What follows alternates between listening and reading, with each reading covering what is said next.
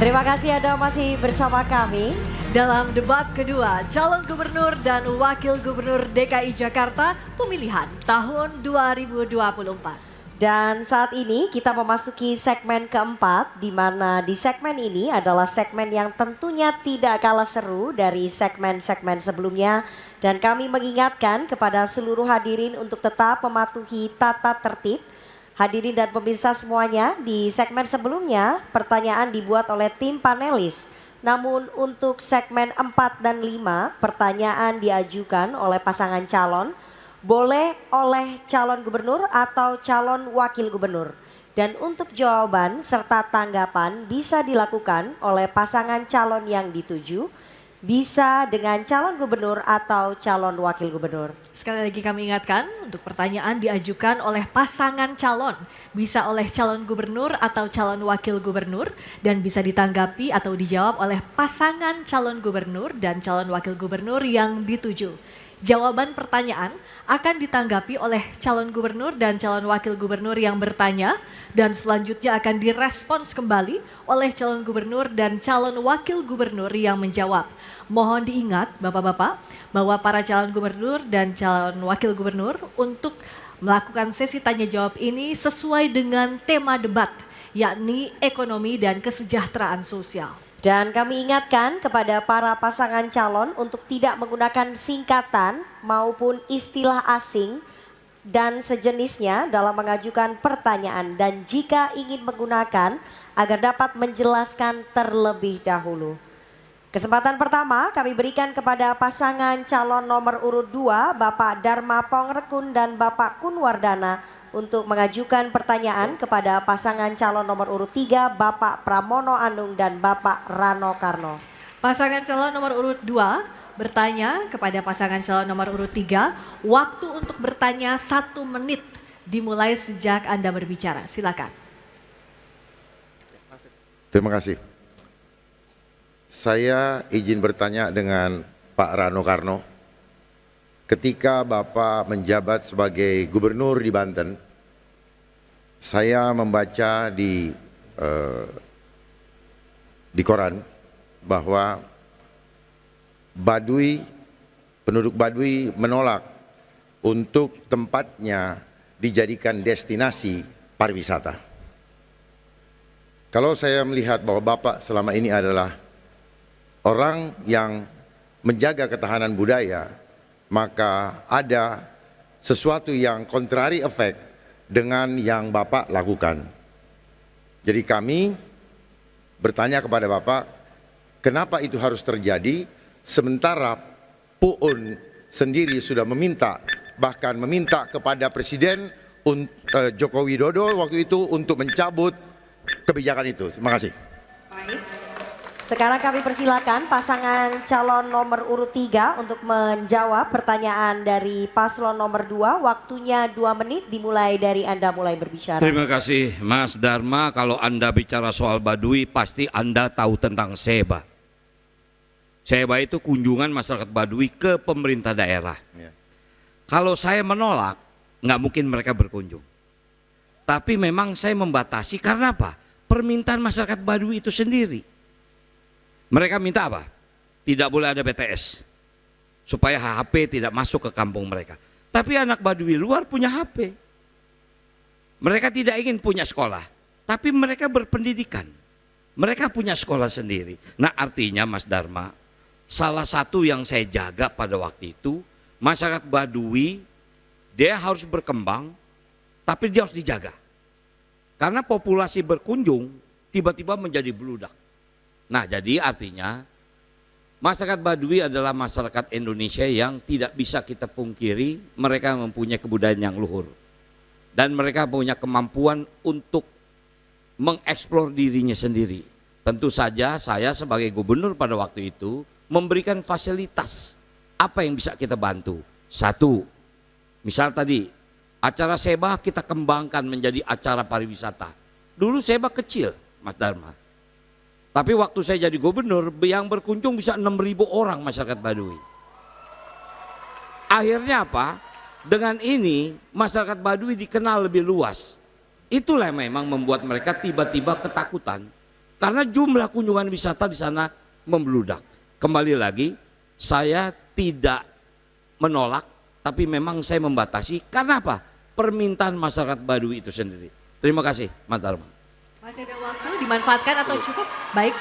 Berikutnya kami persilakan pasangan calon nomor urut 2 untuk memberikan tanggapan atas jawaban pasangan calon nomor urut 3. Waktu Anda 1 menit dimulai sejak berbicara. Iya, memang benar demikian Pak Rano, tetapi di Baduy ada Baduy luar dan Baduy dalam. Baduy dalam itu tidak mau sampai nilai-nilai luhurnya terkontaminasi oleh infiltrasi asing hanya dengan pariwisata. Karena dengan pariwisata maka budaya Baduy mulai tergerus. Oleh sebab itu seharusnya kita sebagai yang di Jakarta, ketika kami nanti memimpin, kami akan menjadikan Taman Mini sebagai miniatur Indonesia untuk menjaga kelestarian budaya Baduy. Karena budaya Baduy ini adalah sesuatu yang heritage atau sudah langka di Indonesia yang harus tetap kita lestarikan agar keluhuran budaya Baduy yang selama ini kita kenal itu bisa terpelihara sampai selama-lamanya. Terima kasih. Baik, terima kasih. Kini giliran paslon nomor urut 3 untuk merespon jawaban dari paslon nomor urut 2. Waktu Anda 1 menit dimulai dari Anda berbicara. Memang saya sebagai orang yang mencintai kebudayaan, bahkan saya lah yang membangun Museum Multatuli di Lebak. Saya membuat perpustakaan Saijah Adinda di sana. Karena Lebak ini masuk dalam sejarah bangsa. Dan kebetulan masyarakat Baduy ada di sana. Dan mungkin kalau Mas Dharma juga tahu, banyak karuhun di sana, bukan hanya Baduy. Ada juga kegiatan-kegiatan tradisional yang tiap tahun dilakukan. Nah, jadi artinya saya sangat tahu di satu sudut saya meningkatkan kesejahteraan masyarakat Baduy. Barangkali kalau Mas Dharma lihat, kita masih bisa melihat masyarakat Baduy luar berjalan ke Jakarta untuk jual madu, jual hasil tenunnya. Nah, waktu itu kami memfasilitasi membuat koperasi. Agar apa? Tingkat kesejahteraan mereka meningkat. Mungkin itu. Terima kasih. Baik, terima kasih. Berikutnya kesempatan selanjutnya, mohon tenang hadirin, terima kasih. Untuk kesempatan selanjutnya kami berikan kepada pasangan calon nomor urut 2, Bapak Dharma Pongrekun dan Bapak Kun Wardana untuk bertanya kepada pasangan calon nomor urut 1, Bapak Ridwan Kamil dan Bapak Suswono. Dan pasangan calon nomor urut 2 bertanya kepada pasangan calon nomor urut 1. Bapak mohon izin sebentar. Saya mau bertanya. Bapak mohon izin, belum dipersilakan. Pasangan calon nomor urut 2 bertanya kepada pasangan calon nomor urut 1. Waktu Anda 1 menit dimulai sejak berbicara. Silakan. Kang Emil, bagaimana tanggapan Kang Emil dengan kondisi Jawa Barat yang saya baca secara statistik menjadi setelah pandemi COVID-19, Jawa Barat menjadi daerah salah satu yang dianggap miskin. Itu yang saya baca di koran. Bagaimana tanggapan Bapak dan kenapa itu sampai terjadi, di mana masyarakatnya pun sedang mengalami krisis ekonomi, bahkan terjadi kesenjangan sosial seperti yang sedang kita alami saat ini di Jakarta. Sekali lagi mohon kami dijelaskan supaya kami bisa memahami, sehingga ketika kami bisa menjadi gubernur seperti Bapak, kami dapat mengantisipasi hal tersebut. Terima kasih. Baik, cukup. Kami persilakan paslon nomor urut 1 untuk menjawab pertanyaan dari paslon nomor urut 2. Waktunya 2 menit dimulai dari Anda mulai berbicara. Terima kasih. Saya kira datanya mungkin keliru Pak. Silakan dibaca lagi. Termiskin di Pulau Jawa bukan Provinsi Jawa Barat, provinsi lain di Pulau Jawa, silakan dibaca lagi. Yang kedua, waktu saya memulai jabatan sebagai Gubernur Jawa Barat, desa tertinggal dan desa sangat tertinggal itu ada 1.100. 5 tahun kami bekerja dengan pemerataan ekonomi dengan ekonomi digital desa, dengan program-program pemberdayaan pesantren-pesantren di desa. Hasilnya Pak Dharma, dari 1.100 desa tertinggal sangat tertinggal, di akhir jabatan kami jumlahnya menjadi 0. Kami berhasil mengenolkan desa miskin, tertinggal sangat tertinggal, sehingga mendapatkan penghargaan tertinggi dari Kementerian Desa karena inovasi-inovasi pengentasan kemiskinan. Yang kedua, kami merasa bahwa Jawa Barat memang berbeda dengan Jakarta. Kami banyak mengurusi desa, 5.700 pedesaan, sehingga banyak hal-hal yang menurut saya membuat kami harus lebih bijak, tidak hanya membahas perkotaan. Dan tolong diingat, kami ini adalah dari semua yang hadir di sini, saya mengalami ujian sebagai pemimpin yang anggarannya harus direfocusing, yang tadinya untuk infrastruktur, kami geser untuk kemanusiaan, untuk bansos, untuk hajat hidup, dan lain sebagainya. Dan selama kekurangan dana seperti itu, kami mendapatkan penghargaan dari UNDP sebagai provinsi terbaik penanganan COVID di Asia Pasifik. Terima kasih. Baik, cukup. Waktunya habis. Sekarang kami persilakan kepada paslon nomor urut 2 untuk memberikan tanggapan dari jawaban paslon nomor urut 1. Waktu Anda 1 menit dimulai dari Anda mulai berbicara. Mohon tenang. Seandainya saya menjadi seorang gubernur, jijik saya kalau saya bodoh. Jijik saya kalau saya pengecut.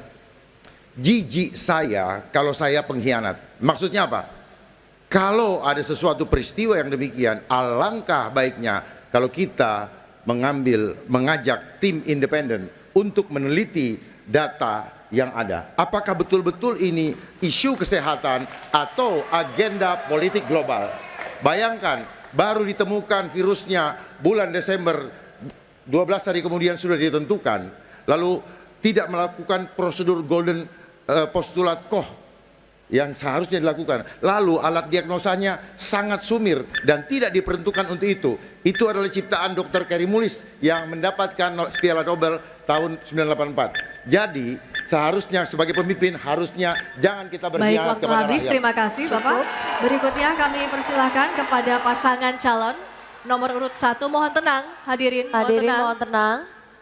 Berikutnya kami persilakan kepada pasangan calon nomor urut 1 untuk memberikan respons atas tanggapan pasangan calon nomor urut 2. Waktu Anda 1 menit dimulai sejak berbicara. Pak Dharma, bayangkan ya, kita lagi bekerja, ada sebuah peristiwa besar yang ilmunya kita tidak tahu.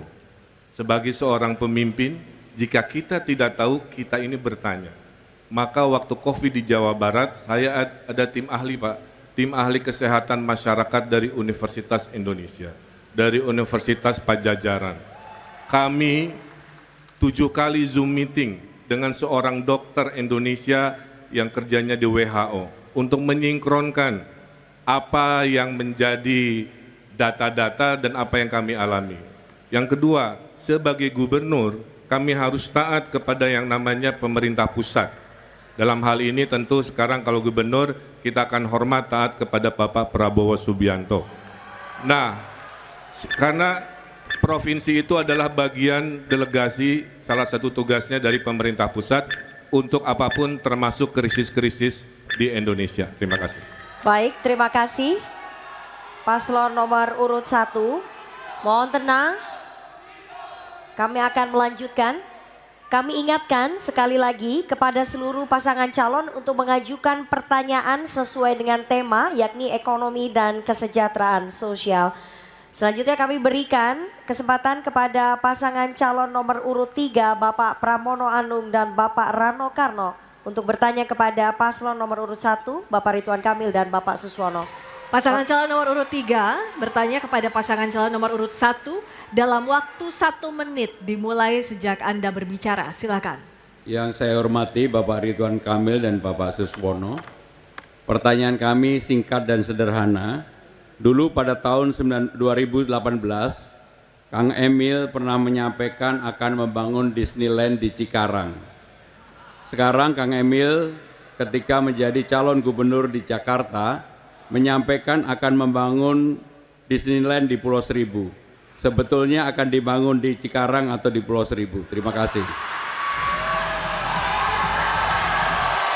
Baik, Mohon tenang. waktunya masih panjang, Bapak. Cukup? Waktunya masih panjang. Calon- Bapak Pramono Anung, Cukup. cukup? Ya. Selanjutnya, kami persilakan pasangan calon nomor urut 1 untuk menjawab pertanyaan dari paslon nomor urut 3. Waktu Anda 2 menit dimulai dari Anda menjawab. Mohon tenang hadirin. Saya jawab dengan nilai saja. Banyak kerja, banyak catatan. Sedikit kerja, sedikit catatan. Tidak ada kerja, tidak ada catatan.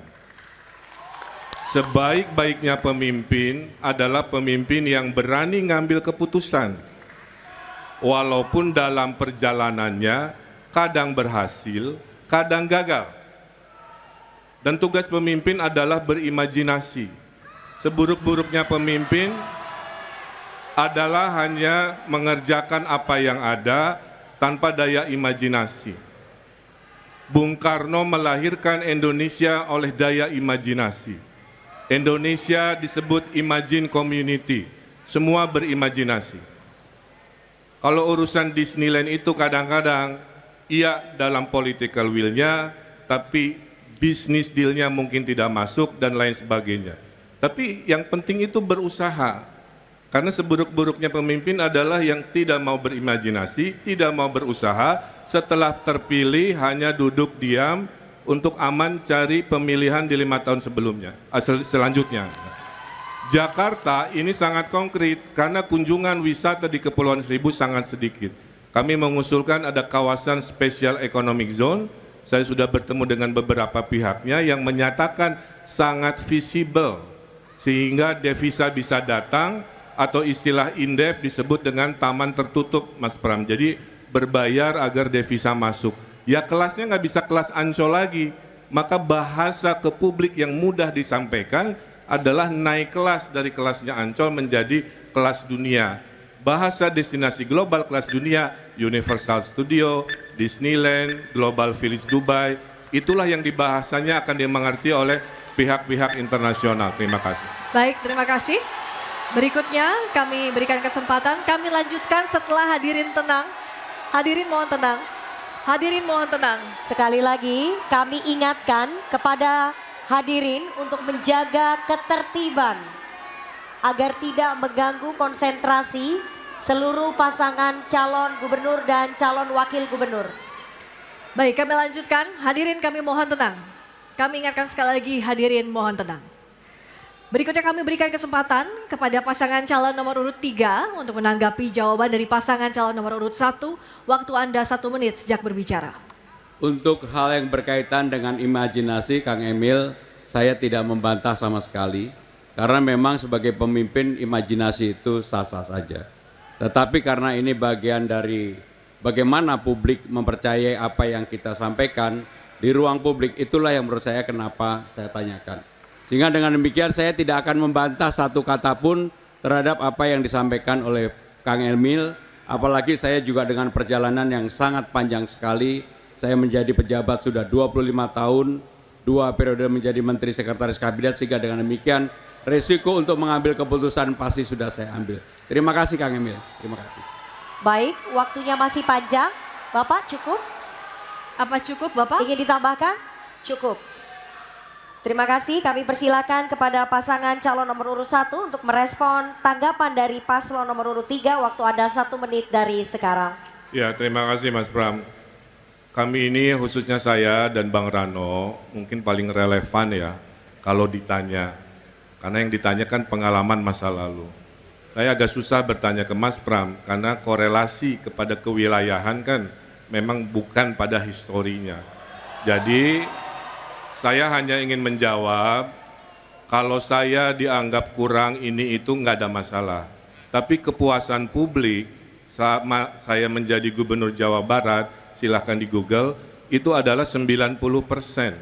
Menandakan masyarakat mengapresiasi visi misi dari A sampai Z, ngurangin kemiskinan dari 1000 desa miskin menjadi 0, investasi tertinggi se-Indonesia, pelayanan reformasi publik juara se-Indonesia. Ada juga yang belum berhasil, salah satunya mungkin yang ditanyakan oleh Mas Pram.